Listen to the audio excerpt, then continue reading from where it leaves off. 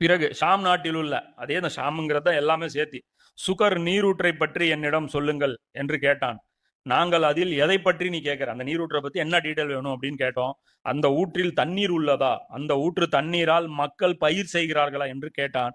நாங்கள் ஆம், அதில் தண்ணீர் அதிகமாக உள்ளது, அங்குள்ளவர்கள் அதான் தண்ணீரால் விவசாயம் செய்கிறார்கள் என்று சொன்னோம். பிறகு அவன், எழுத்தறிவற்ற மக்களின் இறை தூதர் பற்றி எனக்கு சொல்லுங்கள், ரசூல்லா பத்தி சொல்லுங்க. அவனுக்கு தெரிஞ்சிருக்கு ஈசா நபி வந்துட்டு போயிட்டாங்க, நெக்ஸ்ட் ரசூல்லா மட்டும்தான். அவரும் வந்துட்டாரு, அவருடைய ஸ்டேட்டஸ் என்னன்னு தான் கேட்கறான். அப்போ ஜஸ்ஸாசா என்ன பண்ணுது, 3 வேளை தின்னுட்டு அங்கேயே உட்காரல, அது போகுது, உலகம் பூரா சுத்துது, சுத்திட்டு டேட்டா கொண்டு போய் கொடுக்குது. என்ன சம்பவம் நடந்திருக்குது, இப்படி ஒருத்தர் வந்துட்டாரு, அடுத்த நபி வந்துட்டாரு, இதெல்லாம் சம்பவம் ஆயிடுச்சு அப்படிங்கிறாங்க.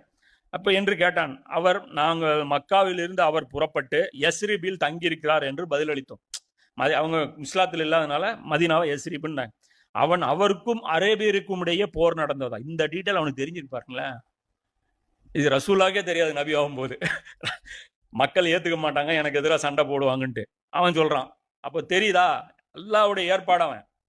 அப்போ அவன் கிட்டத்தட்ட அல்லாவுடைய வேலையால் அவன் ஒரு வேலை செஞ்சுட்டு அதுக்கப்புறம் அவன் கரைஞ்சு போயிடுவான்.